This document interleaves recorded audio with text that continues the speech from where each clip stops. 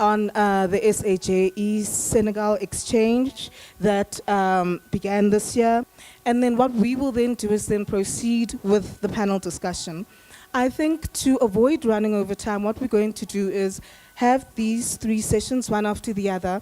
And what I'll ask you to do is, if you have any questions that come to mind, please just note them down, note who that question is for, and then at the end of the session, we will try and answer your questions as much as we can. So what I'll do for now, I will not introduce the speakers as yet, just so that you do not forget who they are before we actually open up the panel. But I think we can allow Prof. Caroline Miller and Naledi Masilo to begin with their keynote. Prof, are you able to hear me? Yes, okay, we just need to, hi Prof, how are you? Good, we just need to take up your volume on our end. Naledi, are you able to hear me? Yes, we just need to take the volume a bit higher just so that we can hear you clearly. May you please assist? And we really ask for your patience. I think we all understand this process now.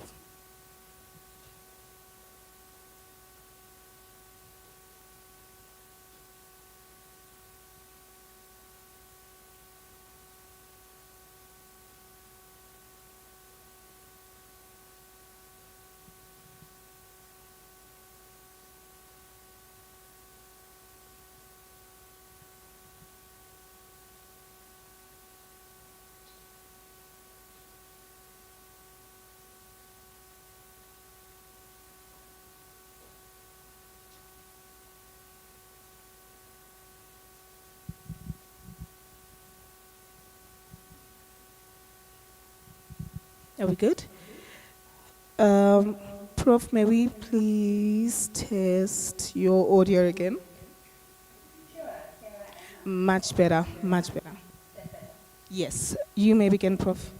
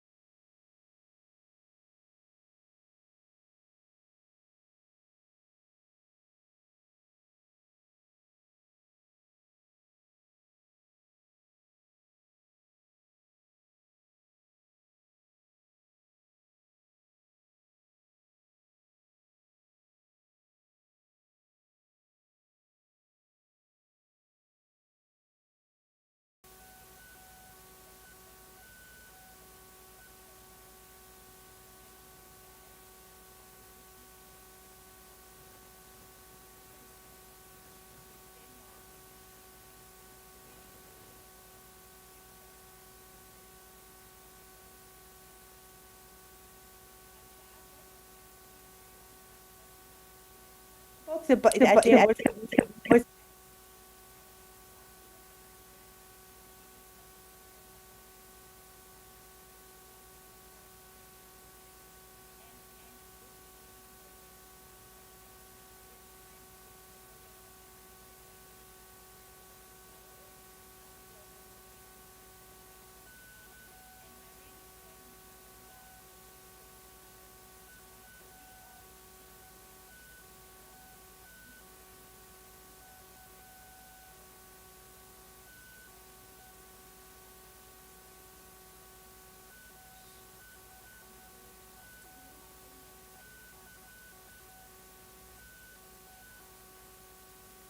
vocalist from Johannesburg. As Carol said, I'm really sad not to be there, but I'm really excited to be talking about the work that we've been doing in this space.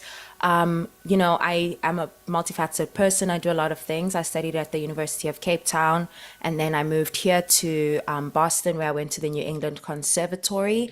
And in that journey, this is about to be my 6th year in the US. And in that journey, I've just done a lot of growing and a lot of digging as an educator, as a vocalist, and as a composer. I just released my first project, my EP, Batu, which you can stream online. My focus and my interests are really rooted in South African music, jazz, and history, and especially the social complexities that we find in the work that we do. And so I'm really excited to be working with Carol on this podcast. I'll be doing a lot of the producing, the production of it, as well as just helping her with the interviews and all of that. And we'll talk a little bit more about that. But thank you so much for having me. All right, great. Let's go to the next page. Just so that you know that I have been sort of writing about South African jazz for a long time, but actually I was a gumboot dancer at UKZN in the mid 1980s. I was a student there when Darius Brubeck was hired to create the first jazz program in South Africa at a university, and I emphasize at a university. So I've been around in the field of jazz, and I just also want to say that as a student at UKZN in the early 1980s, I did both a class on American jazz and one on South African jazz. And here's the reason why we need to do the podcast and eventually write the history of South African jazz specifically. And we can talk about what we mean by that. But when I just remember when I was a student, there was so much material about American jazz in Durban at UKZN. In the library, there was the Smithsonian collection of classic jazz. There were books. The South African jazz was basically Chris Ballantyne, who wrote the book on Marabi. He had gone around and got recordings from people, put them onto cassettes, and we listened to those cassettes. There was hardly any writing. David Copeland's what became In Township Tonight, his dissertation had just come out, and I read his dissertation like 3 times from beginning to end, because Ballantyne's book wasn't even out. In other words, what I'm saying to you is we have in learning this stuff, the written literature has not been the best guide from the beginning. It is the stories of people that we need to have recorded, we need to learn from. If we're going to write a history of South African jazz, we need to know what the stories are and develop the narrative of that history out of what people are telling us. So I know there are lots of initiatives, there are lots of people doing stuff, and this is not to say we are the most important. Anything is simply to fill a gap and actually to hopefully bring all of this together so that we have one kind of archive that everybody knows where the materials are and that is accessible to everybody. So pretty much that's what we've got a PowerPoint, but I'm going to speak to it a little bit. This is intended for South Africa, but it is also intended to educate the world at large. And this is because when I wrote Satima's book, I'm going to tell you a little story. I had a number of women PhD students I teach at the University of Pennsylvania who were writing on women in jazz, because I'd run a graduate seminar on women in jazz when I first got there 26 years ago. And we were going to do a panel at the the annual ethnomusicology meeting. And one of my students, who is British and writing on British jazz, she invited the person who had just won the American Musicology Award for the first book on jazz that was awarded, right? He was the chair of our panel, and he sat down, and this was what he said. He said, I did not know that jazz existed beyond the United States. I came to jazz through American studies, and I thought it was a singularly American thing. That's what he said. He just won the big award. I still find that when I put in proposals for South African jazz, it's as if people don't believe it exists. So it's really out of that experience that I have said we have to do something, and I tend to have an idea and then figure out how to do it afterwards. I'm at a university that in the last 10 years has created a global center, and there is research money. So I've had to apply, and it takes a long time, and it's very complicated, but I've had some resources that have enabled me to come back and forth a little bit, so that I've been able to hear the live music and do the work and start to interview. But we are only at the beginning. I think I've got from this project, about 40 interviews so far. We can keep moving forward, Naledi, if you want to.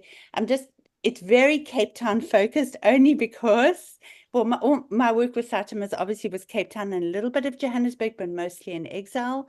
But I did go around and interview Henry February, Harold Jeffter. He happened to be in Cape Town when I was there. Abdullah drove me around to the family and to the friends that she'd had. So mine has been a very Cape focused thing. Also was born in Cape Town. My parents, well, my mother now lives in Cape Town. My father died last year. So mine, it has been, and I think I just didn't realize how big the project could be just in Cape Town. So that's where I have started. Our first interviews are largely Cape Town people, but of course we want to hear from everybody. And really my idea is that we get 300 interviews or 400, whatever we need to do. With Zoom, we can do it more easily. If somebody has an internet connection, we can keep the interviews going through the course of the year, even if we're not physically in the country. Yeah, and the big idea is that it's the story of musicians, club owners, producers, whoever's involved in this kind of thing we call jazz. And of course, the definition of what that is interesting, and we must define it from a South African perspective. But so we want a lot of people, we want a lot of perspectives. I'm a little bit concerned that I haven't captured the older generation who's still alive, even those who've recently died, as I didn't get Mac Mackenzie, for example, lots of people who have passed on. But let's do what we can to make this as inclusive, digitally available, so everything that your conference is about. And inclusive meaning we get the singers too, we get the women. I used to bring students from Philadelphia to the National Arts Festival in Makanda, and we would go to South African jazz every single night. So that really also kind of helped me to see what the field was like. So it's been, I think I'm just trying to say to you, we want to get the most representative sample of people. We want to get this launched. Can we go to the next to the platform? Let's go to the next one. Okay, so go to the next one and I'll come back to Steve Newman. So the platform I want to put it on is Jay Reddy. Jay Reddy runs A Touch of Madness he runs the programming for A Touch of Madness in Observatory in Cape Town. He has this Africa streaming platform. It's very inexpensive to join. He has a growing number of musicians whose music is available there. There's a little keyboard. You can play the piano on it. He's trying to make the music as accessible as possible. He's got a business plan that is good for musicians. I would really like South African voices on a South African or an African streaming platform. That is my goal. We will preserve everything that we record, but Naledi's job really, and Naledi has helped me so much in the last 3 weeks, and she can talk a little bit more to what her ideas are. But it is Naledi who will take these sometimes 2 or 3 hour interviews. What I want to do with those interviews is edit them down, create a kind of a continuity voice, but put the sounds of the music into the story itself. So it's the sound of the music, the sound of the voice of the musician, and the story that is being told, so that we have a kind of polyvocal, polyphonic kind of narration of South African jazz. And then eventually we start to put all the resources together to create maybe a book on South African jazz, or some kind of digital platform on South African jazz.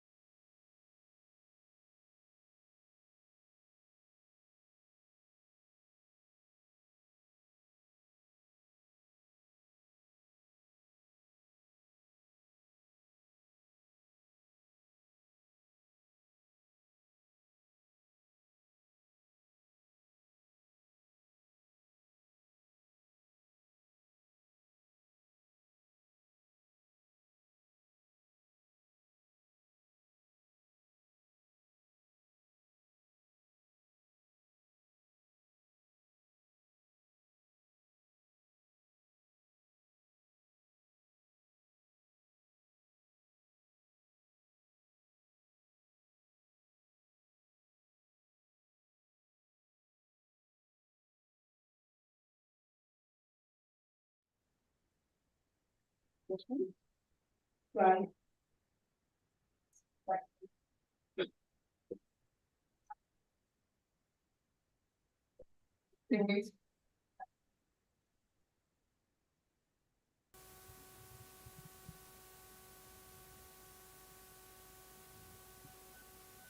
All right. Are we That's good? good. Great. Yeah. But am I still audible or? Okay, perfect. Yes. So thank you so much for your time and really this important project. I mean, just listening to the two of you engage on this, your passion for the project is definitely clear. And I think it's also so important that we are having South Africans writing about South African music. And in an honest way, I feel, and I really love what Naledi said about not trying to lead the musicians in any way, but really providing them with an opportunity to share their stories. So thank you for that. And as I said from the onset, if you have questions, please note them down, and then we will respond to them at the end of this session. Mr. Emerick Peguillon is really a fantastic human being, first of all, but someone who's really played an important role in South African music and creating a lot of spaces for musicians and performance opportunities. And Emerick, I will introduce you properly later when I introduce the rest of the panel. But what Emerick has allowed for this year is for the SAJE to venture into West Africa at the St. Louis Jazz Festival.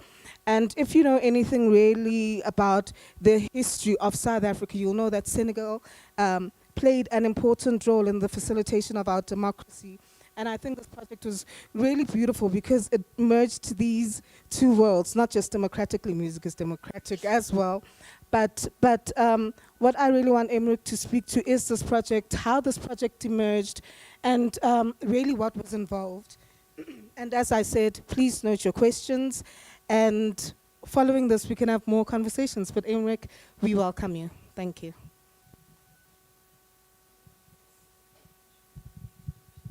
Thank you. Hello, everyone. So my name is Emerick Peguillon. I came to South Africa in 1994, and I've been involved in the music industry here since late 90s, 1990s. Owned a couple of clubs in Johannesburg, and also been a promoter and curator and booker occasionally on the South African jazz scene. So that trip that I did in May was actually the result, or the very, very first step of a project that came to fruition last year in 2023.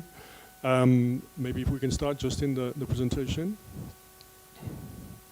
So I'd heard, maybe move to the next slide, sorry, thank you. I'd heard about a festival in West Africa, a jazz festival in West Africa many, many years ago, and I was always very curious about going to that festival. It's in the city of Saint Louis. Saint Louis used to be the capital of Senegal many, many years ago. Now Dakar is the capital, as you know. I always wanted to go there. And so on a work visit for another professional activity in Senegal last year, September, I had the great opportunity to meet with Biram Seck, who is the festival in Saint Louis. Went up there, it's a 4-hour drive from Dakar. And after I started engaging with him, I realized that there were actually no South African jazz artists performing at this festival. And this is the oldest jazz festival in the continent. It's been going 32 years, so even longer than some of the best festivals here in South Africa. And I was wondering why. What's the story? Why is it that we don't have any representation there? Next slide. So I had these very important conversations, first with Biram, who is the head of programming and artistic director of the festival. Also with Gora Seck, who is not related at all, by the way, to Biram. Seck is a very common name in the Pearl community in Senegal. But he's the head of department of the UFR CRAC Université Gaston Berger in Saint Louis. As much as he is a specialist of Senegalese cinema, which, as you probably know, is very advanced and developed. He is also the head of the music department at the Université Gaston Berger. So we sat down to see in what way there could be some collaboration between institutions of learning in South Africa and in Senegal. And then I engaged, of course, with Chantal Willie-Peterson, the president of SAJE. And then we started discussing about the possibility to represent SAJE. We tried initially to have somebody from the board to be there, but unfortunately could not be made possible. But so we agreed that I would be, in fact, doing some presentations to present SAJE and to present South African jazz through different facets at the festival, or rather off-festival. This is a festival which is taking place over 5 days in the month of May. So what is the vision for that project? Well, the vision is really first to see if we can get some South African artists performing at this festival every year, which would really be a great way of starting a cultural and artistic collaboration with West Africa, which is an extremely dynamic region in Africa as far as music is concerned. Also to consolidate SAJE as an institution that brings together educators in the jazz sector. And here we can even speak, and maybe that's going to be a topic for discussion, about what role can jazz education play almost as a diplomatic role. We have in South Africa, I'm told yesterday, was talking with Mangashen Naidu at University of Pretoria, that we have close to 9 institutions of learning at tertiary level that teach jazz currently in South Africa. There's no country in Africa that has this. And even in Europe, there are some countries that have less than that. So we have a body of educators of very high level which exist. And at the moment, it only benefits in many ways, South African audience. Reinforce and establish further the excellence, the image of excellence of South Africa as far as music education is concerned. As you know, jazz is one area, but in classical music as well, in choir music, there's a lot of fantastic educators in South Africa. Build, if possible, and develop an improvised music platform in Senegal. So Senegal is a country that has a very strong music tradition. Balach is one style that you might know of. Youssou N'Dour, I'm sure, Sheikh Lo, Baba Mal, these are artists that I'm sure you've heard of in the past. Not necessarily jazz, but it does have this jazz platform, as in the Saint-Louis Jazz Festival. And then also see how we can facilitate an exchange with West African artists, many of which are also involved in improvised music. Next slide. So just to give you a bit of a better picture about this festival in Saint Louis, it's going since 1992. It has a massive following in West Africa. It also has turned itself towards Europe and the US for many, many years. So in other words, most of the artists performing there are either from West Africa or they are from Europe, mostly diaspora, or from the US. And from the US, they've had Monty Alexander, they've had, well, Monty Alexander is actually Jamaican, but they've had Marcus Miller, they've had Cyrus Chestnut, they've had Randy Weston, they've had Ahmad Jamal, so a number of very, very big names. Herbie Hancock went there as well. But no face turning towards the south, which is obviously, an area that I wanted to question in that process. What is the reason? Well, the main reason that I heard there is that basically there's no knowledge about the South African jazz scene. It just comes back to what Carol was saying earlier, is that there is a very little understanding of the fact that jazz is an organic music of South Africa, and this is, if there's one second country about jazz in the world, it is South Africa, and that's not known. There's of course also a language barrier. Most people in Senegal speak Wolof and French. There's also I would say, colonial political history that makes it difficult for these two regions to work together or to be closer to each other, where language again plays a part. Next slide.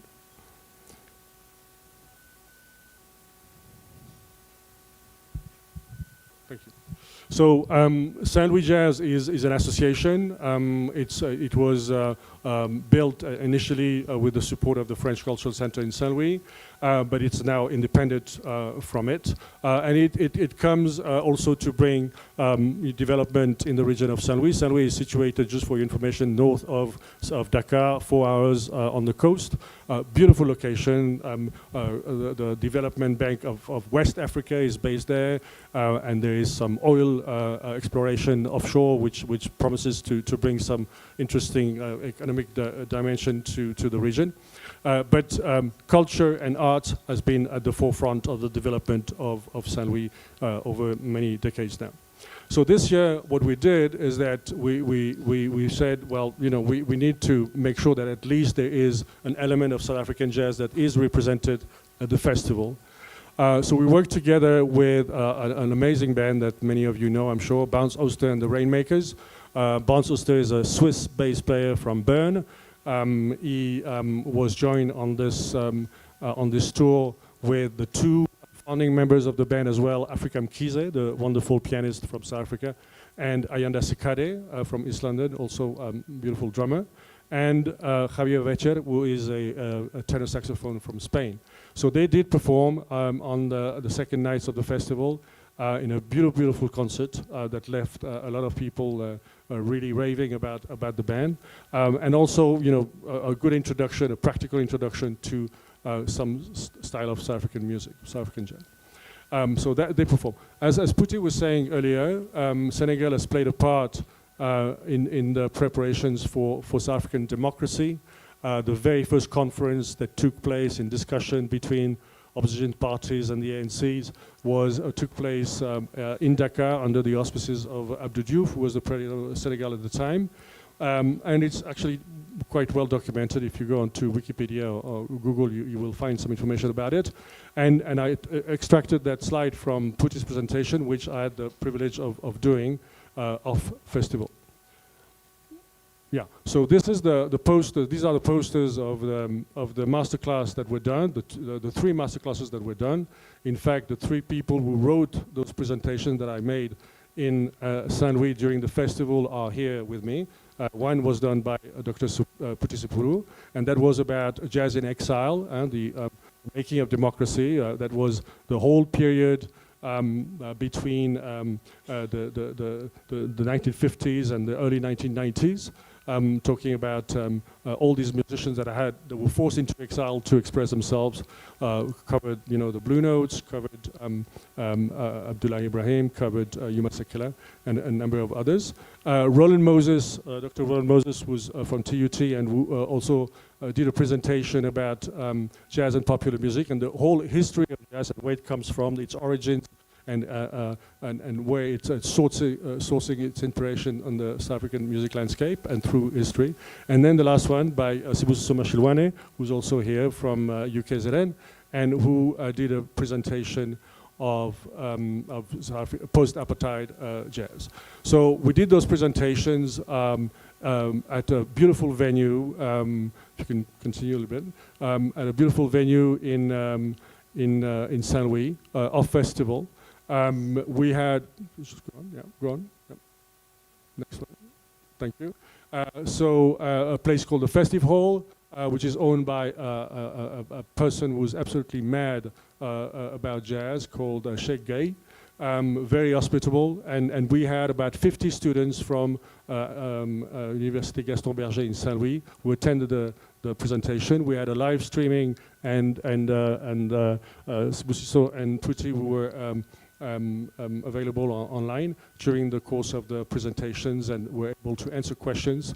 A little bit, you know, challenging in terms of the translation and everything, but we managed to do it, so that's certainly, and more importantly, a lot of interest from young students in Senegal about South African jazz and some very pertinent questions that were being asked. So a really nice way to introduce South African jazz to this young audience.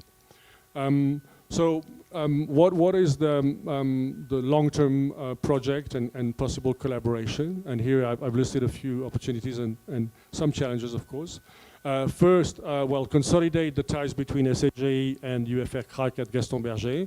At the moment, there's not been official meeting, but I think it's something that we should look at, and we should also look at other organizations that are Pan-African, including the one that you are part of, Putin, to see how we can collaborate together. Just on that note, I also want to mention that I've made contact with somebody that some of you know, Professor Salim Washington, who used to be at UKZN, who's now at UCLA at the Global Jazz Studies program, and who's shown a very keen interest also to collaborate, including the dean of his faculty as well. So the great thing about Senegal is that it is very interestingly located, I would say. It's halfway between the US, Europe, and South Africa. And so it could be that crossroad kind of platform where artists and educators can meet on a regular basis. We'd need to, for that project, develop a funding model, because funding is an issue everywhere, but in West Africa in particular. And that would be in terms of bringing artists regularly, but also in terms of developing a module for the teaching of jazz music. We would need to look probably at a creative model of teaching. A lot of the musicians in West Africa do not read music. They are learning their instruments or playing their music by ear, most of them. So that certainly would be something that needs to be taken into consideration to develop an education model.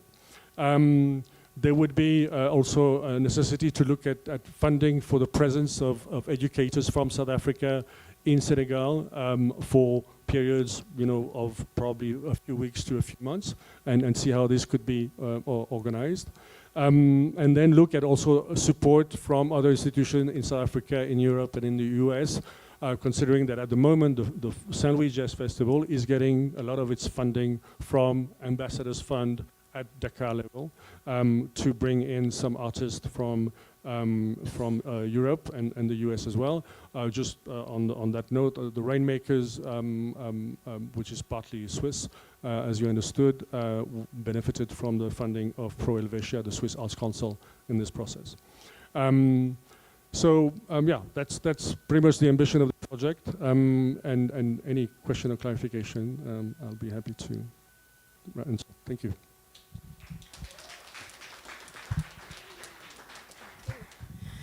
Thank you so much, Aymeric. And I think this highlights to me really the importance of such gatherings, because where would we hear about these important projects? How would we know sort of how to become involved in them? And like I said earlier on, I think it's so important that we are really fighting to move South African jazz forward, not just for the world, but for really all of us as well, because I think there are many teachers present, there are many students present, and our voices are often silenced in so many ways, through curriculums, through the media even. So I think we really need to value such spaces. I also have a humble request.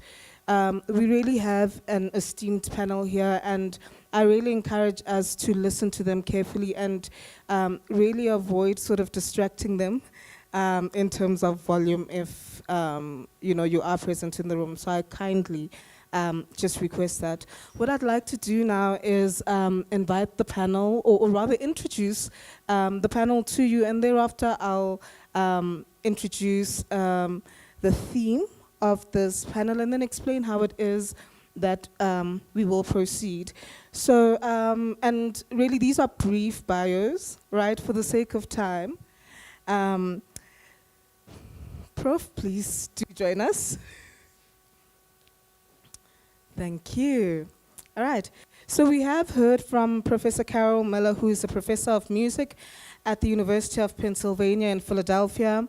And as noted in their presentation, she is a leading scholar who has published widely on South African music.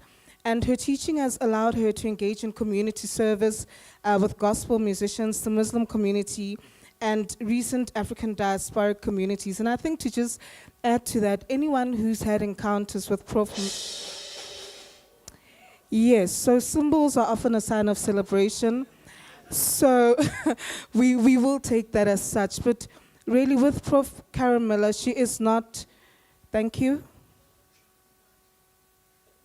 She is not a person who is stingy with information, and she makes herself accessible to a lot of musicians, scholars alike. So thank you, Prof, for that. As I noted earlier, may we please respect the panel because it is a bit distracting when we do hear sound from the back. We also have Maya Spector, who is a Cape Town based singer, music graduate, and musical theatre practitioner. Her diverse cultural roots have shaped her unique sound, landing her on local and international stages. And it will really be interesting to hear her contributions as a practicing musician. We also have Seaton Hawkins, who is a researcher, writer, producer, radio presenter, and an advocate for South African jazz music and musicians, with the weekly show on Sirius XM dedicated to South African jazz. He's the director of public programs and education resources at the Jazz at Lincoln Center, playing a critical role in bringing our music to the masses. We also have Mr. Andre Leroux next to me, and he is a cultural activist, project manager, and administrator whose various positions have played a significant role in advancing South African music locally and abroad. He's the former managing director at SAMRO and is the founder and managing director of Indigenous Knowledge System Cultural Consulting, otherwise known as IKS Consulting. Leroux is a key role player in the Concerts SA series, which provides support and funding for live concerts for various artists and projects. Prof. Renee Smith, who has just joined us, is the head of school at the Wits School of the Arts and a prolific speaker and researcher with a specialization in media and cultural studies. Prof. Smith has served on numerous boards, including the NIHSS and the BCC SA. Dr. Roland Moses, who you were introduced to earlier, is an award-winning pianist, composer, and Yamaha artist. Dr. Moses is a senior lecturer in jazz studies at the Tshwane University of Technology and the official accompanist for the UNISA International Jazz Competitions. As you all bore witness to earlier, he also runs and supports a community music program at Nogopula School in Tembisa. Mr. Emric Pegion, who you have just heard from, is the director of PEG's Music. He also works with Doctors Without Borders, and he is a key role player in the live jazz music scene as a concert curator and promoter. He was the artistic director of the Orbit Jazz Club, and some of his successful endeavors include the Downtown Jazz Sessions, Jazz on the Hill, and Jazz and Classical Encounters. Mr. Sbusiso Mashilwane, soon to be doctor, is a multi-award winning composer, pianist, and band leader who has released several albums. I think Mash averages an album a year, right? And he's a lecturer in jazz studies at the University of KwaZulu-Natal. And his latest album, Izibongo, has seen him win an HISS award and receive nominations for the Mzansi Jazz Awards. Paul Cedris, the final panel member, is a South African cultural worker and advocate for music and jazz education and is presently based in Paris. Since 1990, Paul has served in different capacities and spaces that aid and abet the growth of music and jazz education, particularly for and among South African youth.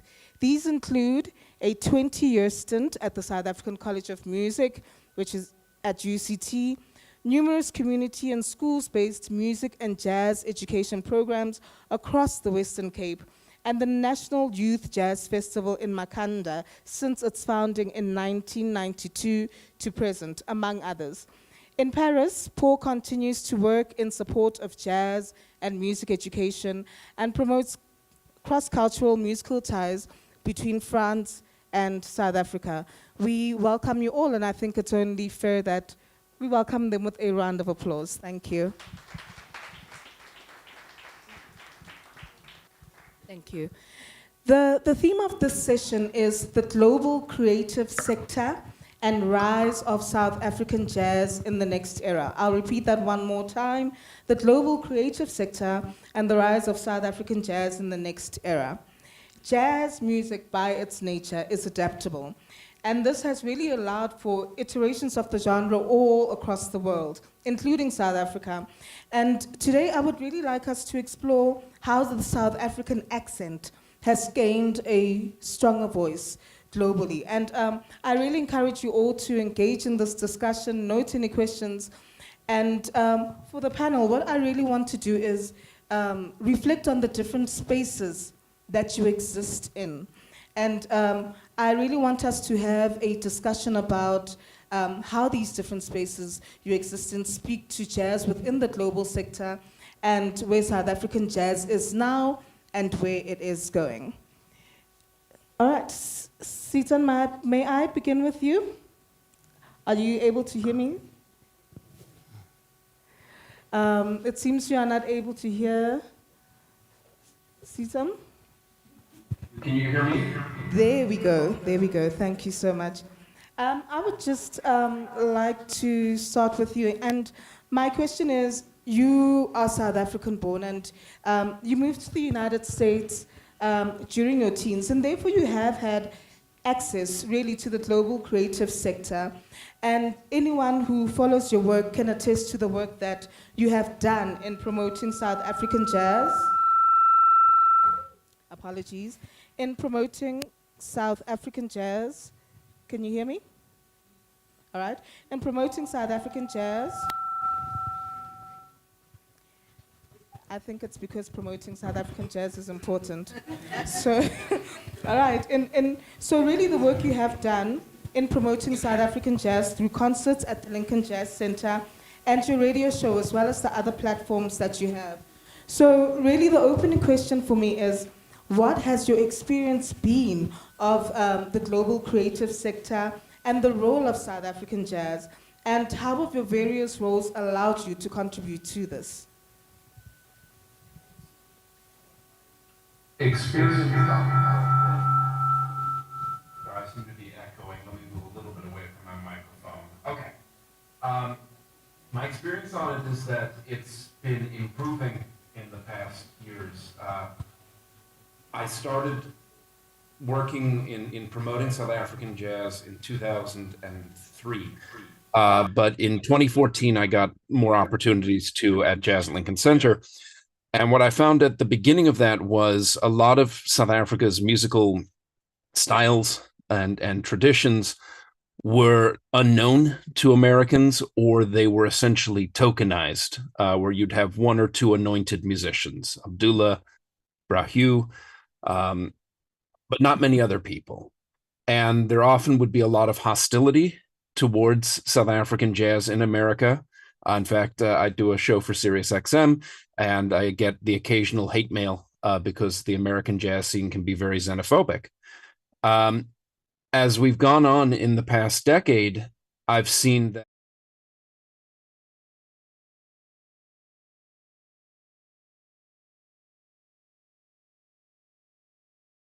jazz and more conversant in some of the musicians. And that's been really exciting and very reassuring. And I've also seen it in repertoire. One thing that's been very cool to see in the work at Jazz Lincoln Center is going to our club Dizzy's and occasionally seeing South African jazz works performed in the repertoire of bands that otherwise don't have South African musicians. So Yaka Linkomo actually gets performed at Dizzy's with some regularity. A lot of Hotep Idris Galetta's music does, in part due to his tie at the University of Hartford. That's been amazing. Amric actually mentioned a name, Salim Washington, and I think the person who actually sums it up best is Salim. Salim made the point a couple of years ago that a goal we should have is to look to what's happened with Cuba and Brazil relative to the United States, where American jazz artists are expected to play huaracha and son, samba, bossa nova,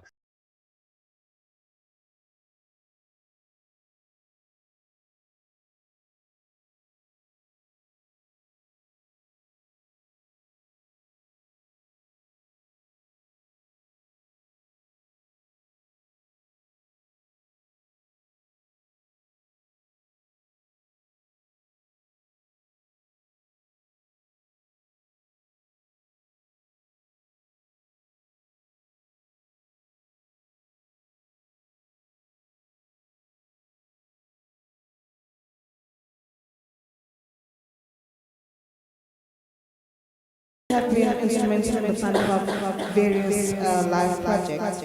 And so I would like you to really just speak to what role have these different organizations, what role do they play in the South African jazz sector, and what are the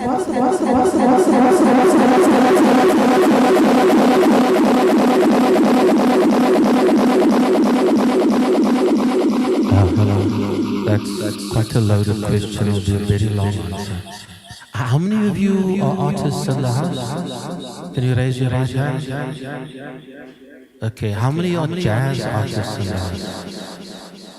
Okay. And how many of you have heard of Concerts SA? Okay.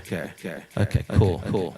So, firstly, when it comes to rights, then the next question would be, how many of you are members of SAMRO, the Southern African Music Rights Organization? Oh, that's a big problem there. If you want to protect your rights, you need to be belonging to these organizations. SAMRO, Capasso, SAMPRA. And if you don't belong to those organizations and your works get performed, sorry for you, you're not going to make any money. If you don't belong to those organizations, sorry for you, if your works gets airplay 50 years after you're dead, you're not going to make any money.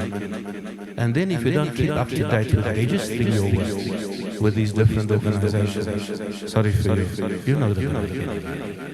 So I think it's really, as artists, it's important to know the different institutions, know the different organizations, and know your business. And for me, that's really important in terms of the IP side of things. And I suppose those of you that have heard of Concerts SA may not have heard of IKS Cultural Consulting. Have some of you heard of IKS? Okay, that's cool. And I think why that's important, it's also important to read the research out there. We've done quite a bit of research, and from the perspective and for me it's not about jazz music. It's about music, it's about musicians, and I think most artists don't want to be in a box or a category and a genre bias. So Gwen, hello? Okay, there. Gwen Ansel just did a presentation about an hour ago with SASRIM, and this is a book on getting and spending. It's a study that we did for Pro Helvetia, and it talks to why artists die poor. So I'm not going to lecture you on that. Please download it from IKS. There's another book over here, and it's about lobbying and leveraging music support at a local government level. Quite often we focus at national level or an international level. It really is important to understand local government level. So for that, another book to read. We're in an academic institution, so I'm giving you reading material. No? And then there's also, so it starts with a heartbeat, talks to that, download all of that research. For me also what's starting to happen, and Concerts SA was not necessarily a series as you said, the project supported more than 20,000 artists, I think about 24,000 to 27,000 artists, over 2,000 venues, including Amerik's venue, including Roland's launch, and Sibisise's many launches, so, and some of the rest of you. So these projects are important, and they've supported the landscape. And I think it's important as artists, as administrators, to look at these platforms. And they're not only for South Africans, it was across the 11 SADC countries. What's happening more and more is that we're starting to look at increased mobility. But to access those opportunities, it really is important to do the work, do the proposals, apply for the funding. And I'm very glad that you mentioned West Africa and Senegal, a place that's close to my heart. Close to Senegal, there's Mali and the African Culture Fund. And they're looking at building touring circuits across West Africa. And they'll be looking at mobility and funding and touring so we can erase some of these bloody colonial borders. Then again, in East Africa, there's an entity called Selam, and they're doing a project called Connect for Culture Africa, trying to activate East Africa. Around the Indian Ocean in Reunion, reunion not everybody knows about, but they have an Indian Ocean Music Network. So please Google it. And it was in the Indian Ocean. It's not just the islands. It's all the countries that touch the islands. South Africa, Kenya, Tanzania, India. So there's huge possibilities to tour our music. And increasingly entities, and you spoke about what spaces do I exist in. I'm an administrator, and I exist in the space of helping to build these organizations and institutions, and hopefully we start to build the mobility across the continent and to the other spaces, not just to the US, not just like the World Jazz Network, which we've also built, but across Africa and the South. Thank you so much. I think what Andre has also really just spoken to, and like I said, when I consider the general age of this audience, is you don't know what you don't know. Right. So, what are some of the organizations that you just named? Samro. Yes. Sampram.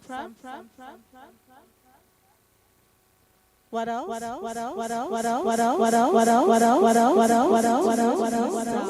a number of you raised your hand.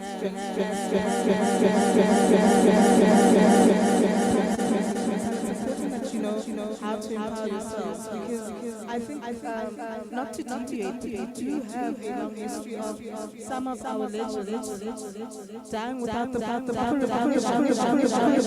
receiving what is due to them. And really, as young musicians, as I said in the welcoming address, leverage this opportunity to learn more about how to empower yourself as a musician, because how do we take jazz to really global audiences, but then we have nothing to show for it, right? So really think about this. And I think a point that was mentioned earlier, I think by Emmerich as well, is the importance of institutions. Prof. Mela Naledi also spoke to this. And Dr. Moses and Mash, you really have similarities in your trajectories as award-winning pianists, composers, and scholars. And you are really positioned in a space where you mentor and teach young musicians who will in the near future shape South African jazz, or this future jazz era that we are referring to. And so my question then is, what is the role of institutions and in turn curriculums in shaping and advancing South African jazz globally? Greetings, everyone. Sibusiso Mashilwane here. Kushangathi Sibusiso Mashilwane, as if I'm going to start a song. But yeah, just maybe a brief introduction. I come from Bethel, Mpumalanga province. So angisi umuntu wakwaZulu. Only now I am situated there. So I think it will help to tell you just this brief story and then to get into your question, you know. So I was socialized with South African jazz in a way of Sakile, that was the band then, in a way of Babu Abdullah Ibrahim. In my township, that was jazz, you know, and Babu Huma Sikela was buzzing all the way in my township. That's what we knew as jazz. So when I left the township, Bethel, to Durban in 2003 to study this jazz that I was socialized with. And then when I got there, it was another jazz, but under the same label, jazz, you know. And luckily, I was this is not to reduce the experience of the jazz that I found there, but my point is when I went there, I was expecting the jazz that I was socialized with back at home. And when I got there, I got Charlie Parker, and then I had to learn the chops. Okay, but because I love jazz, so I had to do it. And then my second year, I got Coltrane. I had to now work on changes. Remember, I'm still not dealing with that jazz that I found at home, but luckily, I had my senior students, I think my Max Baloyi is here, who were then telling me that, hey, There is Ubabu Temba Mkize, you know. Hey, there is Ubabu Andile Yena Nonduduzo came and say, hey, Mesh, I think Aslalele Upegim Selego, you know. Let's listen to Pegim Selego. And then I was like, okay. And then just fast forward. By the way, Roland was my teacher as well, prescribing all the hard works. So in 2003, in 2006, in an exchange program with the Rowan University in New Jersey, when I got there, of course, I found now these same repertoires that I had in my country, you know, but they were playing it like with ease, you know, because they were socialized with the music. Autumn Leaves, they can tell you about the autumn leaves there, you know. I mean, Ngpume Township, Ngpume Kasi, ngazi ukuthi kuyajive kazi.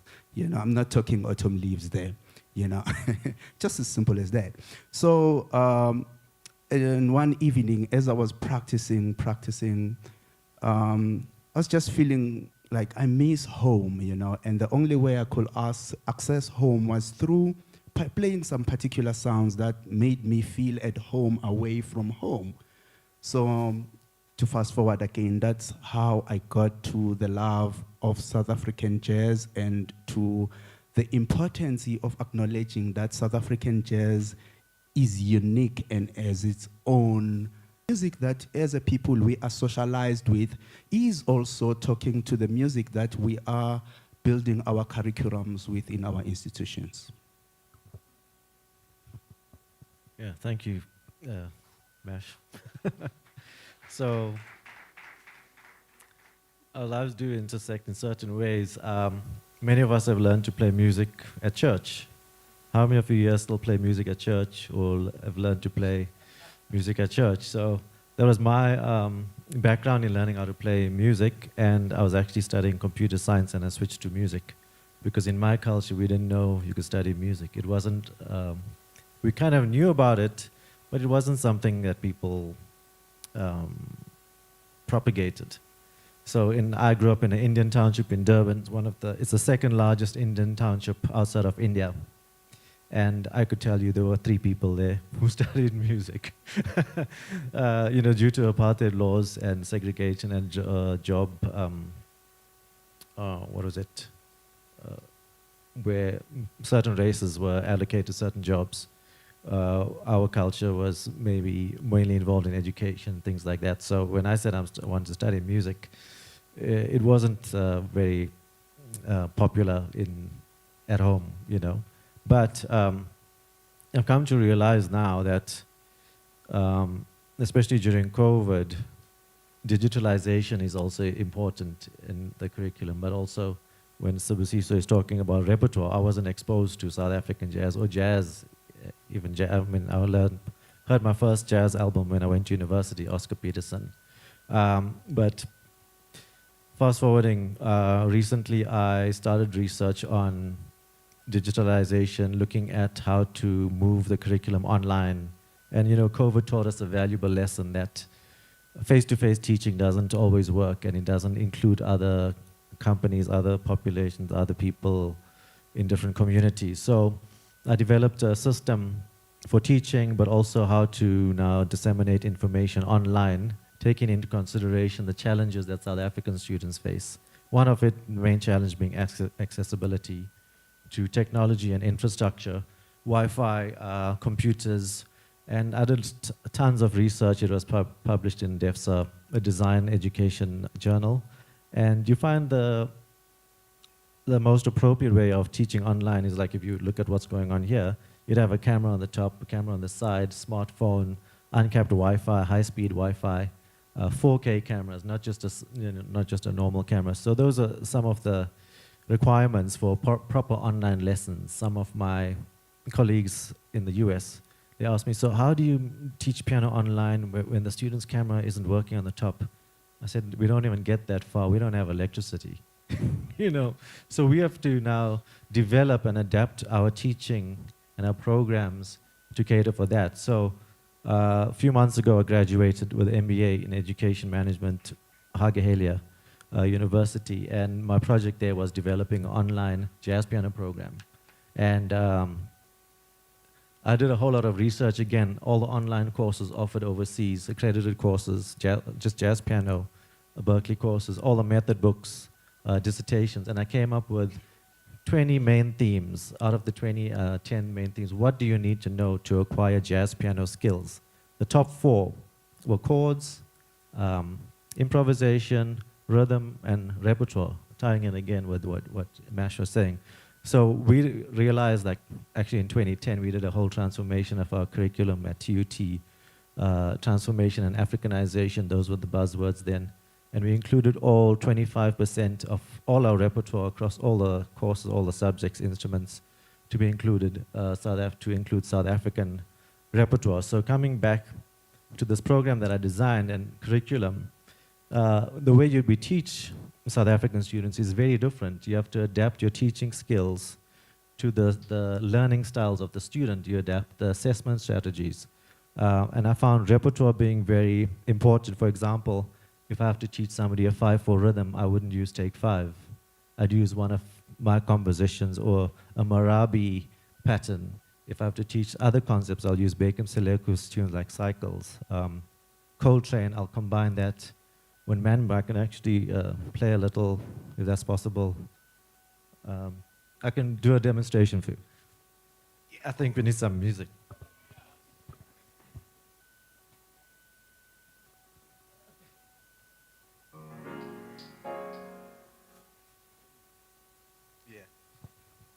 Okay, so usually when we teach a 5/4 rhythm, everyone plays Take 5.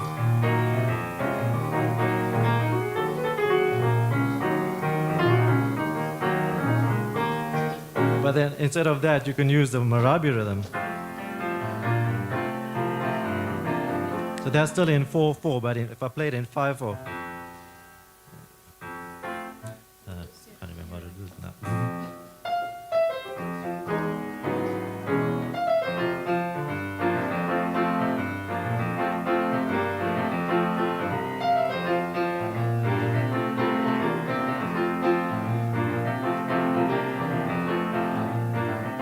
You already resonate with this pattern. Now just in a 5/4.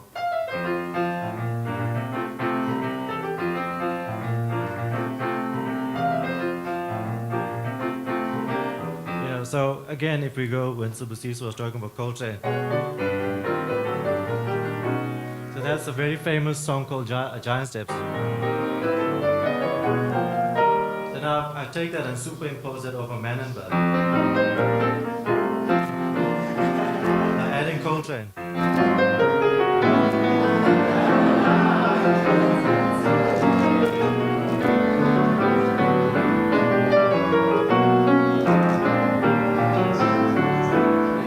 Or taking, thank you.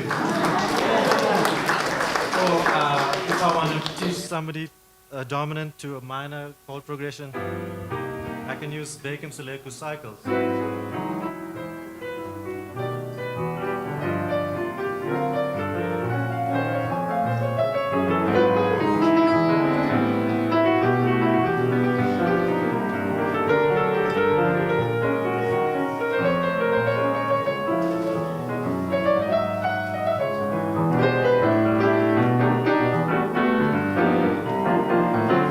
So on and so forth. So adapting the curriculum, including South African jazz piano.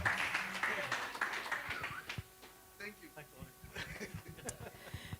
Let us have a moment of silence. That was a really a beautiful demonstration, and thank you to you both for these responses. This is my first time facilitating a session, so I'm not sure if I'm allowed to reflect, but I'll allow myself to anyway. And I really think you've spoken to so many important aspects. And I think what Mesh spoke about earlier was how, well, there are two parts to it. I think about within our institutions, what do we consider as formal, right? And so often we block students out because we don't acknowledge these rich histories that we have. We do not recognize them as formal, right?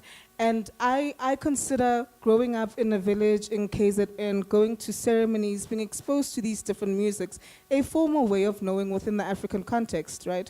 But then second of all, then when you enter the institution, you're almost forced to separate from who you are, but no one tells you that at some point you need to marry the two, right?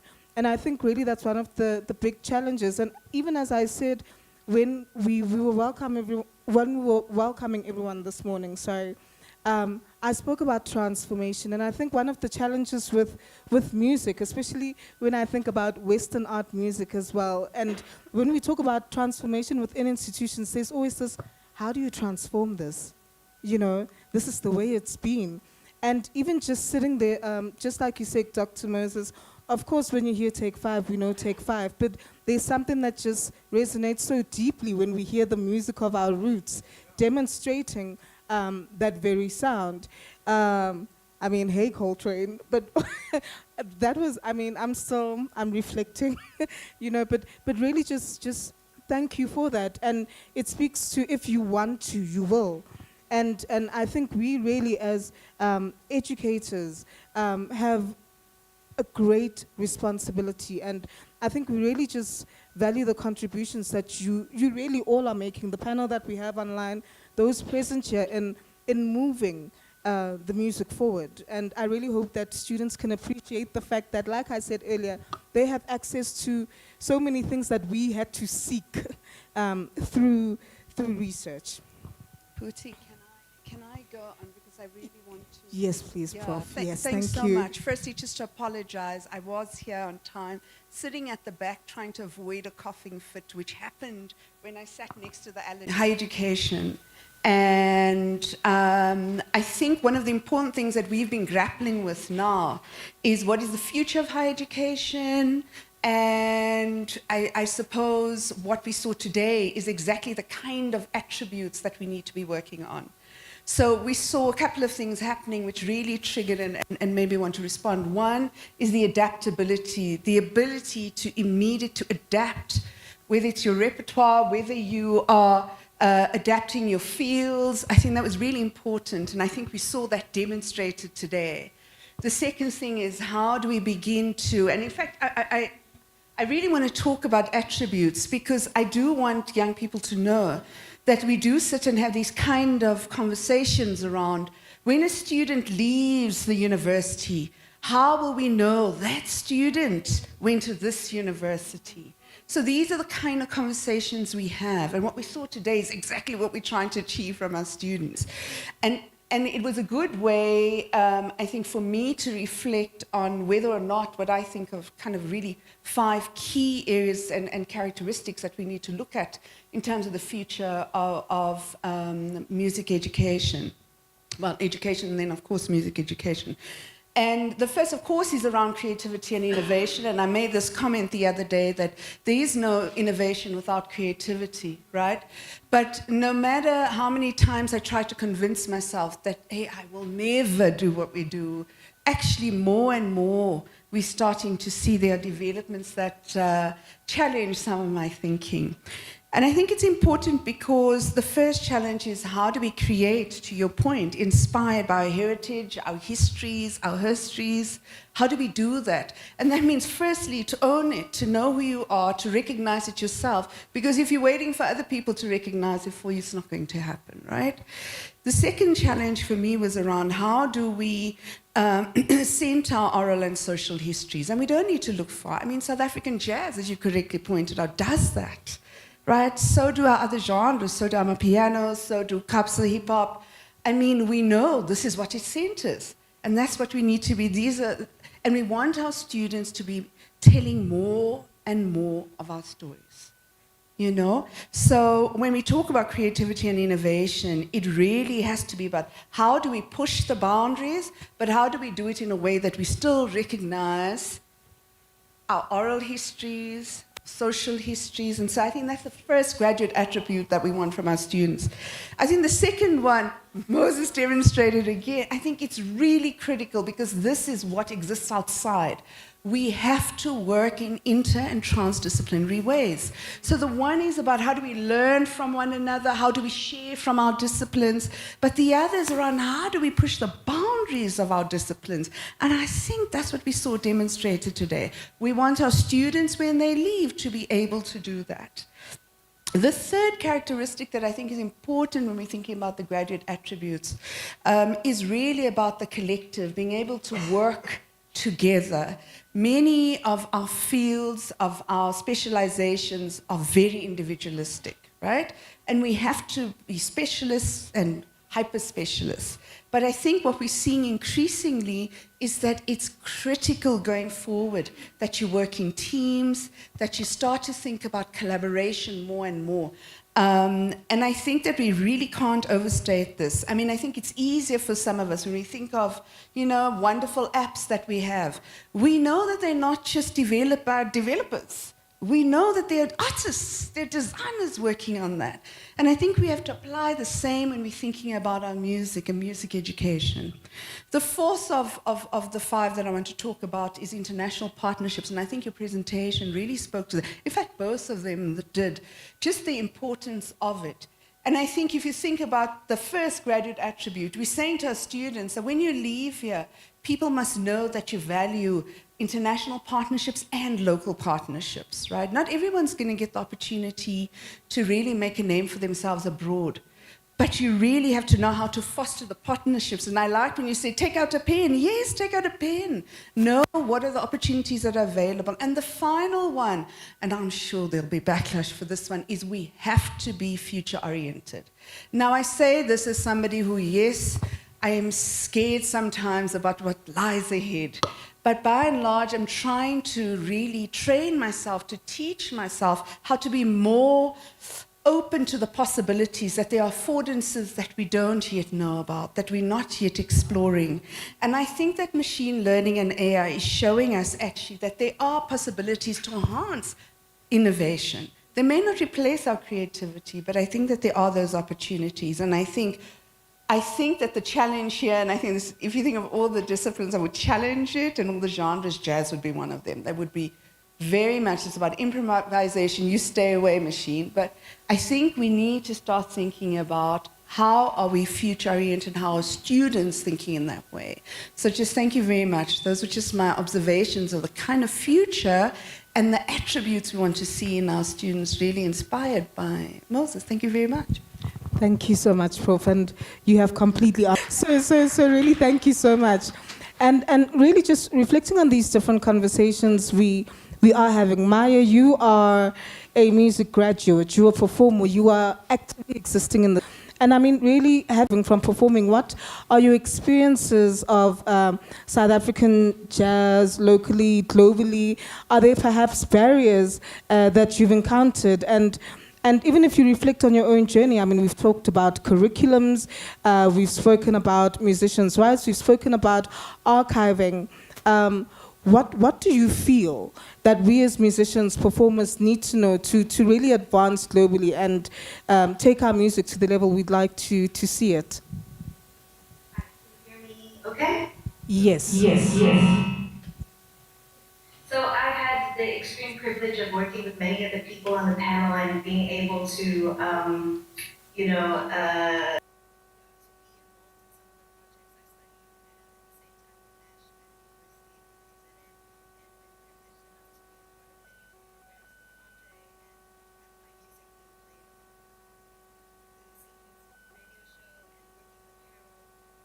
that it's really important, and with Chantal, of course, and yourself. And I think the thing that is really missing for me, and the challenge that I've had in creating a career for myself, is the education. I'm sorry to take it this way, but in the business of music. I think that there isn't enough talk around that. I've just recently finished a course that was funded through SAMRO at the Academy of Sound Engineering, and we spoke about copyright law and business and contracts and all sorts of incredible things directed by Nick Matsukas. And I think that what I'm trying to say is that when I studied at university, and I apologize to all the university students and the dean as well for saying this, but it took me almost 4 to 5 years to unlearn what I learned at university in order to create my own original sound, to be the kind of artist that I am now, I think of myself sort of as a sponge. I take on all sorts of different kinds of aspects from different kinds of music and try to involve that in my creation of the way that I create music. But I think that obviously it's important through universities to learn the fundamentals of all the institutionalized way of thinking about the practicality of making music. But when you get out into the field on your own, it's almost more challenging to figure out the ins and outs of the music business. And I really, really am a huge advocate for wanting to get institutions to involve that sort of curriculum and real practical curriculum in music business, law, contracts, copyright, how to actually have a career for yourself. I've heard from people in the medical industry that it's also a challenge for them there, where they come out of the medical institutions and they almost don't know how to create a career for themselves in the business sector of things. So yeah, that's kind of my reaction to the question that you have, in the sense that I feel like the practical skills are very, very important, but the practical skills in the field of making a career from yourself, from what you do naturally and what you also were taught, are so difficult in the field. And so I hope that there can be some sort of collaboration with the Wits University and the other institutions in including the syllabuses that were created at ASE, which is incredible knowledge. I hope that that can happen somehow. And I have also been very privileged in a point where I've created different opportunities for myself through going to also business school as well. During COVID, I didn't have much to do like many of the musicians, so I took myself back to school and I studied a postgraduate in music, in business at an institution called Henley Business School. That taught a lot of different creatives how to create good practices through business. So I hope that the universities can start thinking about that and how to incorporate and exploit that kind of information into the curriculum that's already there. Going back to my point before, was that I have been able to work on all sorts of wonderful projects and cross collaboration through cultural experiences over the past couple of years, and being part of a film that Chantel and myself, and I think Carol has also contributed to that information as well. No, I think you had a conversation. No. With a lady named Ben Linderoth, who is focusing on a film in trying to dive deep into what jazz means to the community, particularly in Cape Town, and how that has changed throughout the years, how we've used it as a vehicle to create connection through political circumstances, socioeconomic circumstances. And I employ a lot of the students to go out there and see what other opportunities within the music sector you can also invoke in your own career. I think that that's a very important sort of journey to go on, to see what are the different roles that you can play in your journey going forward as a musician or an ethnomusicologist or whatever sector it is that you work on. So yeah, that's a long-ended question to a simple answer to a simple question, I suppose.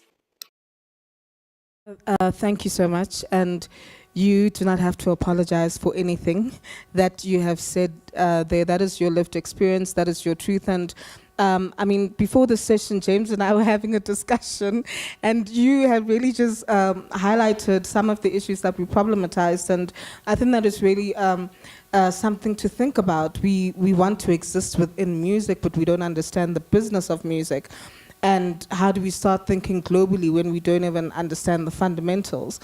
And for the sake of time, Paul and Prof. Carol, I'd like to ask a single question and then ask the two of you to really respond from your different perspectives and experiences, because you are both people who've written on South African jazz, you've written on South African jazz musicians, elder statesmen and women.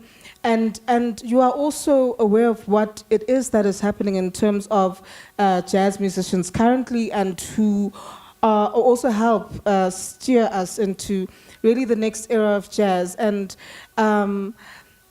my question then to you is really, what is it about South African jazz that allows us to exist on a global platform? And what do you think that really we need to know as musicians, and what is it that the world at large needs to know our musicians to better place us? It's almost as though I'm asking, what have they not seen, in a sense, if that makes sense? Hi, can you hear me? Can you hear me? There's an echo, but I can hear you clearly. Thanks for this. I've been doing some deep listening over the last hour and more to everyone, and just a tip of the hat, firstly, to everyone involved. I have had interactions with most of you over the course of time, 30 years and more now, at some or other level, and I'm going to focus my answer primarily at the students who are gathered there. You know, us old people, we kind of done our thing, you know, and it's really for young people to always be at the forefront of things. And just in answer to your question, following on what Seaton said earlier about how the American scene remains, he used the word xenophobic, and I'm glad he used it and I didn't. And it doesn't surprise me, though. You know, the jazz world, the music world is it's a very small cake for a whole lot of people coming to feast at it. And you kind of have to be very protective, almost, you know, of your piece of the pie, as it were. Nonetheless, from my perspective and my engagement with many musicians over the years, is that in terms of South African jazz and its presence in the global scene, yes, it has moved very slowly, but there is an incremental change in that. I speak a lot from the perspective of my involvement at the National Youth Jazz Festival, which deserves to have the word indaba with it. The word indaba, especially for those who are new to this word, it's a beautiful Zulu word that essentially means conversation, deep listening, and deep talking, you know. And that's what we do at the National Youth Jazz Festival in Makanda, formerly Grahamstown. And our experience there, I can summarize it in brief, is that the vision that we have as South Africans of a future, of the future country that's certainly me, certainly that I envisage, is what I have the privilege, the great privilege, to escape to during the week that the National Youth Jazz Festival takes place. It's a gathering of people who come with the best versions of themselves, with a purity that you have to see to believe. And we gather our energies and our love for the music and for each other, and we create an amazing week-long gathering. I want to encourage especially all the students who are gathered there at WITS. WITS has not been often present at the National Youth Jazz Festival. This year was among the first time that WITS has been present. For our American visitors, the possibilities for you to come into the South African jazz education scene is very possible. South African jazz education is an old thing, actually. This gathering that is taking place here is a drop in the ocean, really, of all the education that is happening, has been happening for generations. This music arrived in South Africa almost at the onset of those first records. And the scene, just like in America, the education scene was located on the stage often. It was located in the backyards around fires as people made music. And it was formalized roughly 40 years ago in Durban, firstly, at higher education level, tertiary level. But jazz education has really been a very much a tradition in South Africa. jazz music as a whole is folkloric music in South Africa. You know, I said a while ago that I think that if there were a soundscape of South Africa in the 20th century, that soundscape would have at the top of it, it would be a jazz soundtrack, because jazz is what binds all our cultures in a way that everything else doesn't. So jazz is really, it records our traditions and our histories very well. I want to say, just salute to all the great people, Carol, Maya, I see Seaton on the screen, and all those people gathered on those couches there. You're all amazing ambassadors. I want to, for SAJE, I want to say that there are so many possibilities, you know, so many things that we can develop. I will say that I want to be in contact with Carol, with Emric, things that I want to share with you. I'd like to encourage SAJE to think about possibly the development of an ambassadorial pack. I believe that we all should be ambassadors for South African culture, South African music, South African jazz, and be a tangible ambassadorial pack that our visitors, any visitors to our shores, that they can take with them and they can show this a little bit, you know, get an insight into South African jazz, something tangible. And then I think that to the students, okay, furthermore, I think it's important that we should go and break down the doors, not just knock on them. You know, we need to break them down. I think that the gatekeepers are there to close them up on us, but we need to break them down. I want to give an example of something that is happening right now as we speak. There is the one and only Nduduzo Makatini, one of the great South African pianists, who is changing the boundaries, shifting the boundaries as far as Blue Note Records go. Blue Note Records, one of the great stable and staple labels in all of jazz. And he is really showing Blue Note as a label, and then also the broader scene of people who follow Blue Note, where the new, well, for them, uncharted waters lie, really. South Africa offers something truly unique. Our music, our identity, our culture is what the world is longing for, even though many of them don't know it. I live in a space in France where there's such an enthusiasm for South African music culture and more, our food, they love our anthem. They even sing it. They learn the words. So we need to come in and occupy these spaces, fill them up. They are there to be filled up. Messages to our students. Firstly, to our American visitors, welcome. It's so wonderful to have you. I'm in Cape Town for another few days, and I hope to see you next week when you perform at Artscape in Cape Town. And so I want to say to you that jazz tourism is something that should be a little bit more serious about.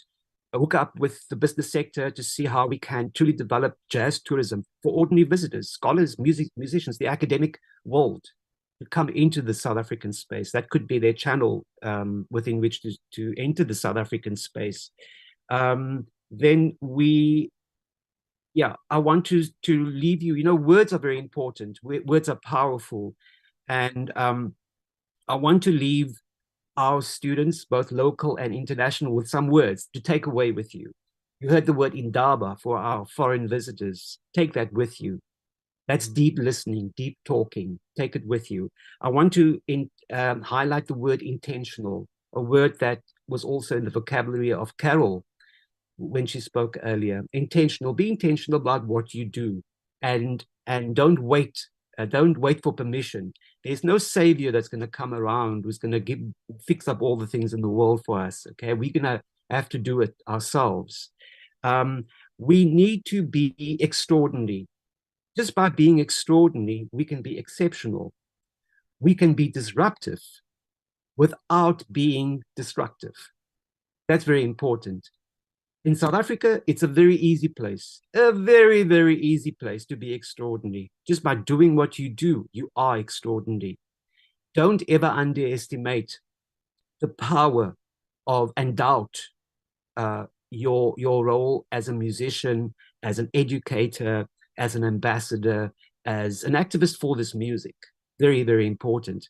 I want to leave you with the word inspiration. We must move beyond the idea that of music education. Music education and jazz education should be principally founded on inspiration. The word inspiration must be a key part of our language, of our vocabulary.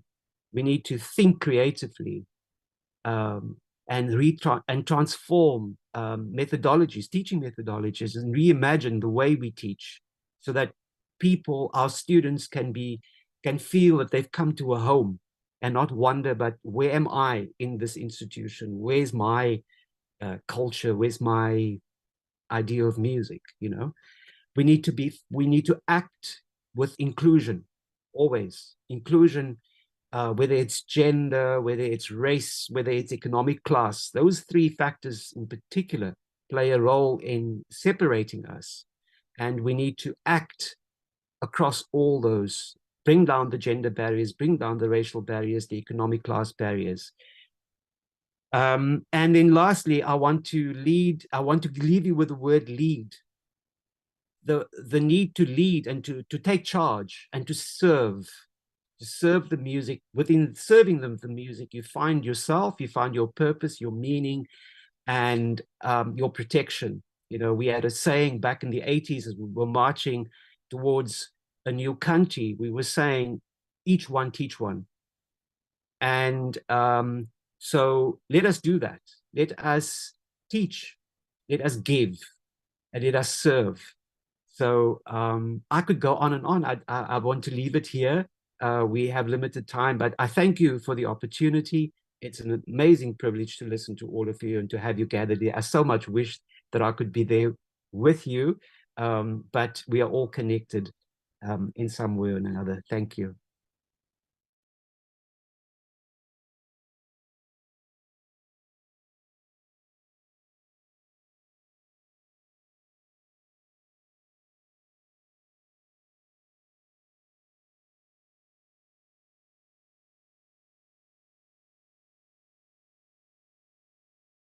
Aboriginal Australia.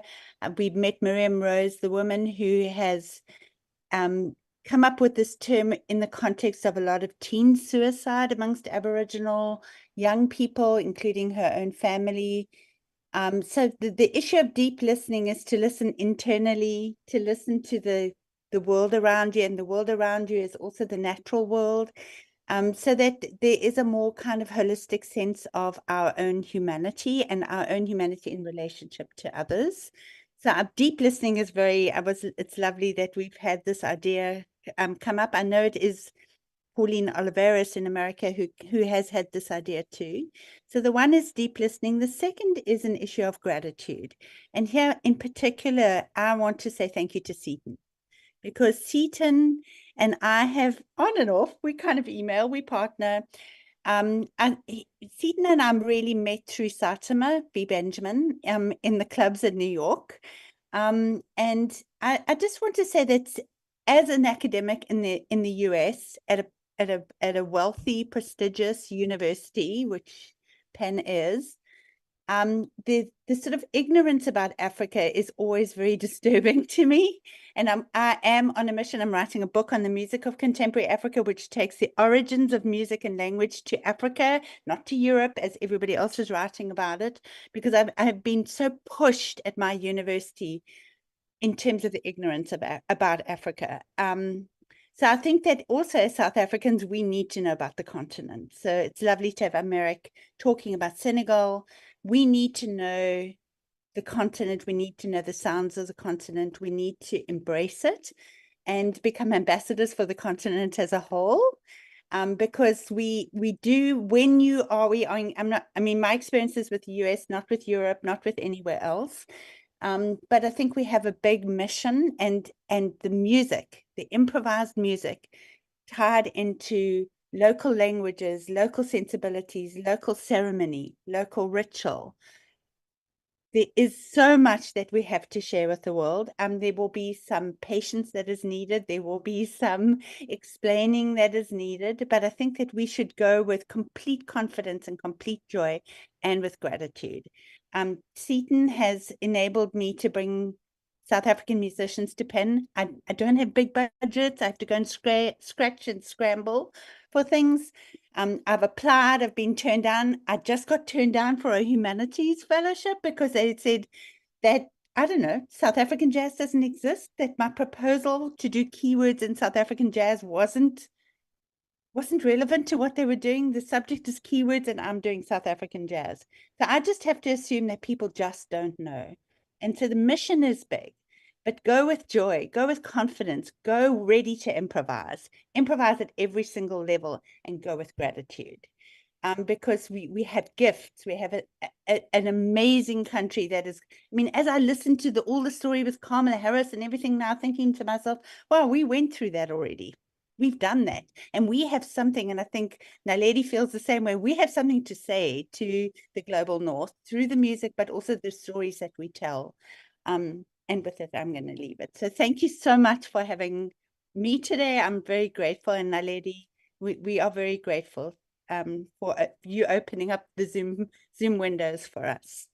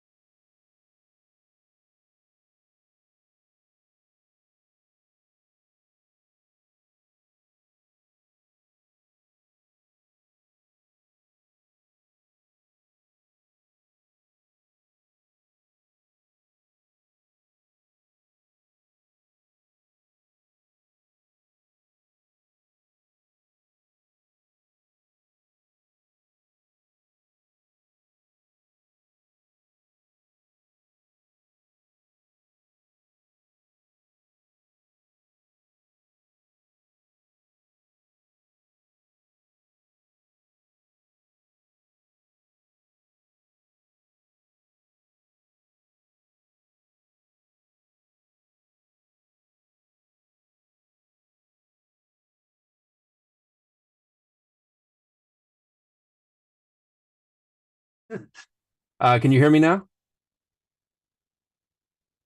Okay, great. Oh, and I can see you now. Hello. So my comment on the xenophobia more are on the listeners who are, as we know from ethnographies of jazz audiences, predominantly middle-aged white men. If I look at some of the notes I've gotten, it's frequently notes to the effect of, this is American music. Why is South Africa getting this platform? We'll sometimes get a sort of a whataboutism of, okay, why is South Africa getting platform but not Italian jazz or French jazz or things like that. Regarding jazz at Lincoln Center, I mean, in terms of Winton, I think Winton's own comments would be for Winton to stand by or not. In terms of my experiences there, what I've found is there's a team of people on the programming side at Jazz at Lincoln Center who have distinct views, who have their own opinions, and it's about navigating that space. If we think about trying to platform South African jazz in the United States, we have some big structural issues that we always have to look at. One is to even get an artist to the United States, you've got to find between $5,000 and $10,000 simply to get them here to perform before they can make $1 of revenue. That would be the visa costs and then the flight costs. And then add to that the United States and South Africa don't have a tax treaty. So any income the artists are making is immediately subjected to a 30% withholding from the IRS. So all this to say, to get an artist here is very hard, and it requires a group effort.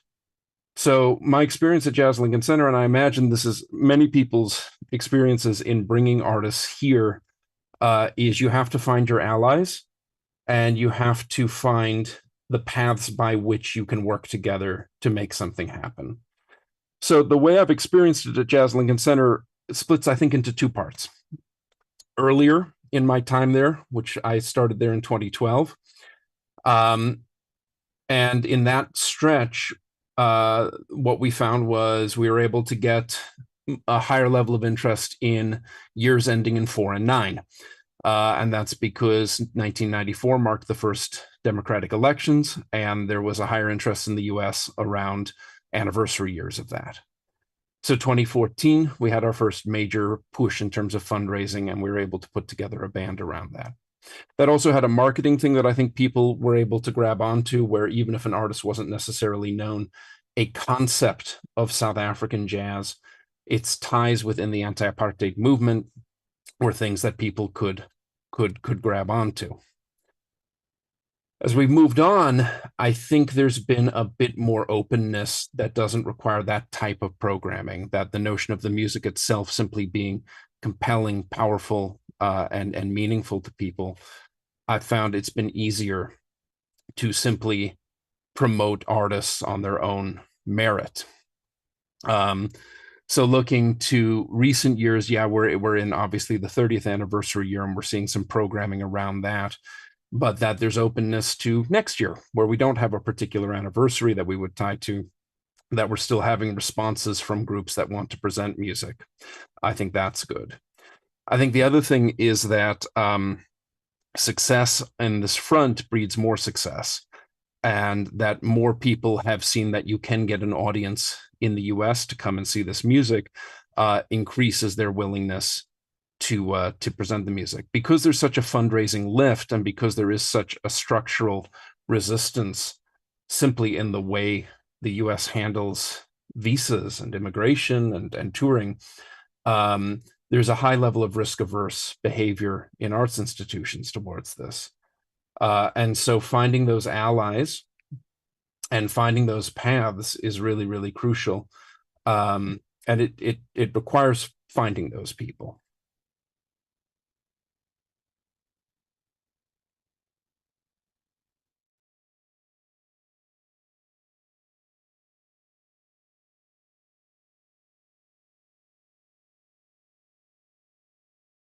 African in association with jazz, then say it's the white male audience members who are xenophobic.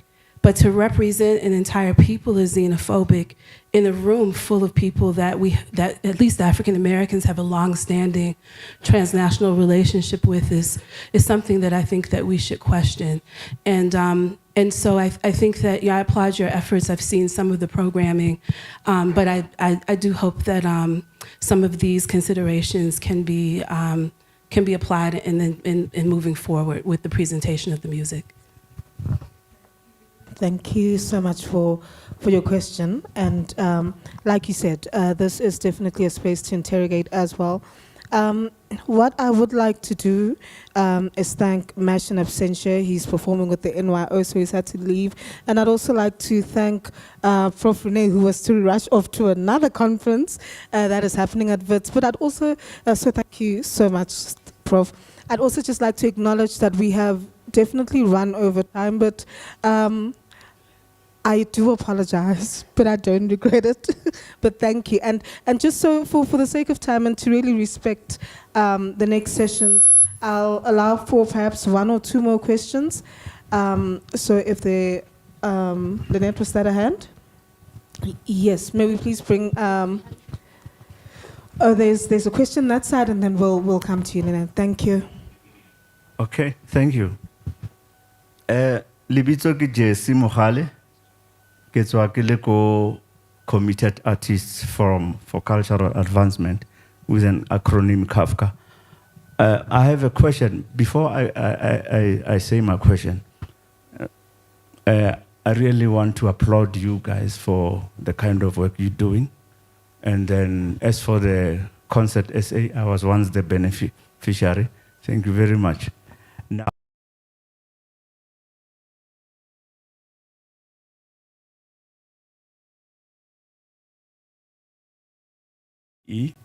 it was by actually accident, because I don't think a lot of people know about SAJE, and I still think that there's still a lot of work to be done to reach out to a greater part of South Africa.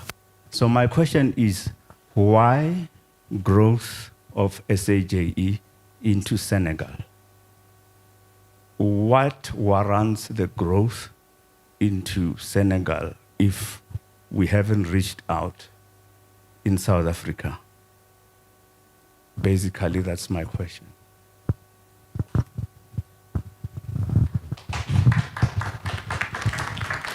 Thank you.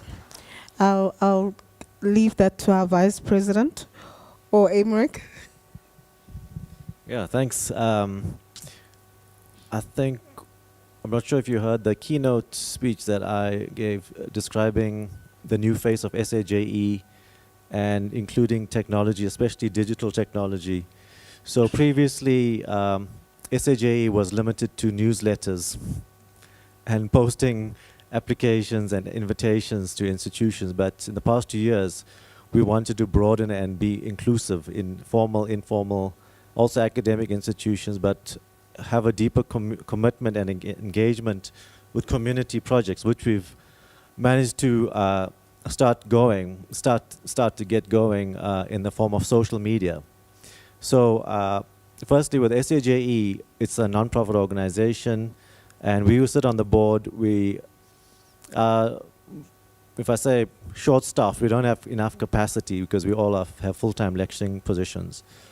So we don't get remunerated for this. But it's out of the passion for jazz education and moving it forward, but also including all forms of jazz education from, as I said, community projects, schools, private schools, tertiary institutions. So you would see lots more of SAJE in comparison to the previous years now, through the use of digitalization and every possible platform. I know I'm repeating myself, but we've also now enlisted For Change, which is a company that's handling all our digital media for the conference. Because if many of you know, when you have to post a short clip of yourself performing, it takes about an hour or 2. So can you imagine how long it takes to design one poster? Just like the program, hours and weeks. And then because we have a board and we have subscribed to a specific constitution, you can't just design it and then upload it. It has to be approved, and logos have to be approved and things like that. So we are, I mean, when the next board takes over, you'll see a whole lot more. As you would have noticed already on Facebook, if you just go onto the SAJE page, there's been numerous uploads, notifications, adverts. Even on the PowerPoint that I did earlier, I showed all the new stuff that we've introduced. And one of the things was expanding globally. And with the Senegal project, we're not expanding SAJE, we're linking SAJE to different aspects, and especially with Peg's music and Emmerich, he's given us insight, because when we first engaged with him months ago, I was curious to know how are bands selected to perform at jazz festivals. And he was very forthcoming in explaining, especially in the St. Louis festival, that they speak predominantly French. So if you have a South African band, you need someone to interpret, or all the communication is done in French. So we were thankful for him for representing South African jazz through SAJE. So SAJE was just a catalyst, or Andre will be able to explain this better.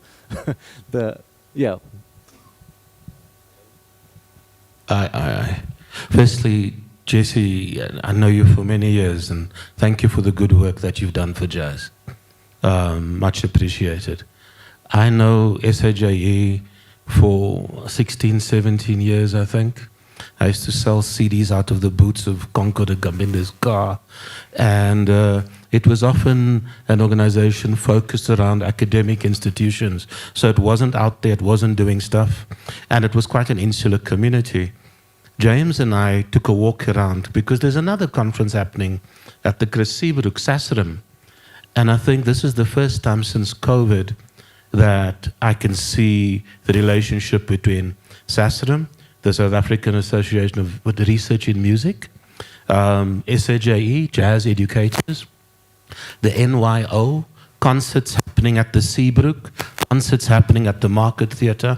And for me, it's really coming out. So for me, congratulations to the board and the voluntary work you and Chantal and all of you have done. It's been amazing. And I see it on social media. On the African question, some of us don't believe in borders that much.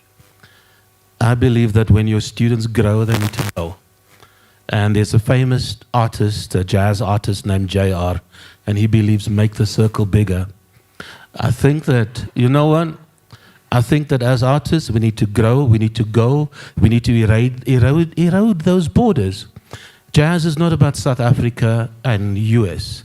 It's not about the Lincoln Center. It's not about Europe. Closing statement, my side. So we sent some, your question was about what do we not see, what has not been seen, and probably what's not been heard. We sent artists to India since 2019. Last year, we sent 2 artists, Dumza Maswana and Volin Chabaleng, to perform at Varanasi in India as part of the G20. Cost me a pretty packet, but that's another story. It's difficult doing mobility and trade. They came back, and people were thrilled in India last year. So much so that they went back this year. So it's not just jazz, it's the music, what you haven't heard, and exposing that. That's really important. Last comment is there was some discussion of being future-oriented. And being future-oriented is once again making the circle bigger and growing throughout. And the other thing that you mentioned was digitalization. And I think Maya mentioned the business. And I forgot to say that, and there's another piece of research. And it's called Digital Futures that I forgot to mention. And there are 2 versions. So I suggest we share the knowledge, we read the books, we share with our students as you do, and we grow the landscape rather than being insular.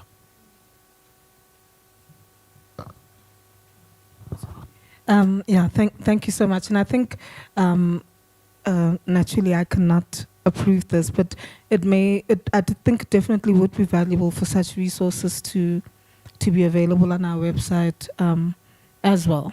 To empower our members, definitely. And then the final question from Lynette, please go ahead. Hello. So I actually just want to make a comment quickly. I am a music teacher in the Western Cape from a town called George. So it's very tiny. And we have in our community, which is basically an Afrikaans speaking community, and I work at an Afrikaans school. So there we have very, how shall we say, challenging ways of dealing with what we do, and then also exploring jazz as a means to communicate and build bridges between kids in the same school that come from different backgrounds. So the comment I have is that the SAJE has made a significant impact on my teaching and the way that I teach, as well as my affiliation with the National Youth Jazz Festival, where we get the opportunity to work with students from all sectors, informal, formal, and encouraging them to go and do the things that they would never do by themselves. So if I can just encourage all the students here, that if you want to make a connection, you don't need people, especially grown people like myself and these beautiful people who are sitting here. You don't need them to make connections. You need to do it. We are all here, so you have to make that connection. When we go to things like conferences and workshops, master classes, etc., the wonderful thing about them is that you should never just hang with the people that you know, but actually make a connection with someone that you have never spoken to in your entire life. And I want to challenge you today, because we only have tomorrow. I want to challenge you to do that and speak to someone else and talk music, play music. That's why we are here. You know, especially for high school kids, I think it's important, and university levels, when you know that you are going to go into this industry that we call music, that you understand that you will always be a teacher. And if you are not going to embrace that, then you are not going to be a very strong performer, because the two go hand in hand. Thank you. Yes. Lynette, thank you for that comment. And I think thank you for really the wonderful work you do. I first met you at the National Youth Jazz Festival, and you are partly, Paul, if I may say, she's one of the faces of the festival. So really just thank you for that comment. And really just in closing, it has really been an honor for me to facilitate this session, and thank you all for your meaningful contributions. Prof. Miller, Paul, Seaton, Maya, Naledi, Andre, Amaric, Roland, Mash in absentia. Thank you so much for your time and really for honoring us as the SAJE. And thank you to you all for attending this session and those who managed to stay to the end of the session. And as Lynette said, this does not end here. A lot of us will still be present at the conference. So please engage each other, engage us as well. And let us continue what we can really to advance this knowledge. And thank you for all the critical questions as well. Thank you. A round of applause again for the panelists. Thank you so much. We're going to take a break now until 3:30. But before we do, I just want to ask the panelists to come to this, go to the 6th floor for refreshments. Thank you so much.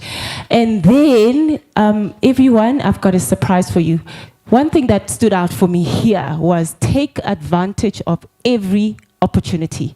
So here's an opportunity to win something. I'd like to call on Shane from MyTech, and there is a great giveaway for you.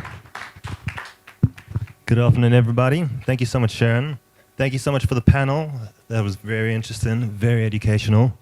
Guys, I'm from MyTech Direct. We have our team here, Tino and Josh, and we just want to do a giveaway today and tomorrow. We're giving away some Sennheiser HD280s. Pro headsets. some of the best in the world, the industry standard. Sorry to steal your moment. Just a quick announcement. At 5 o'clock, we're having a free concert. Please, please come through. Where is it again, Doctor?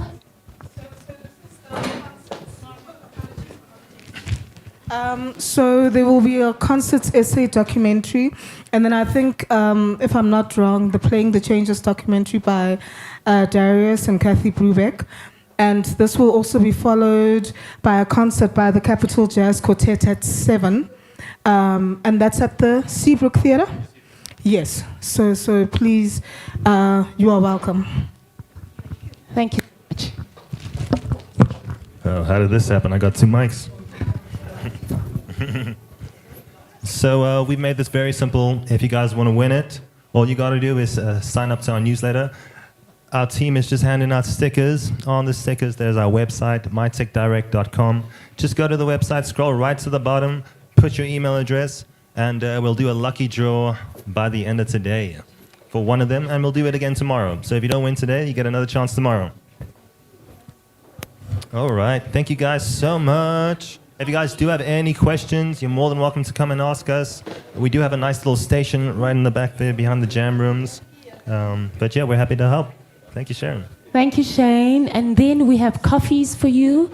The next session is going to be nice and short and quick, starting promptly at 3:30. Thank you so much.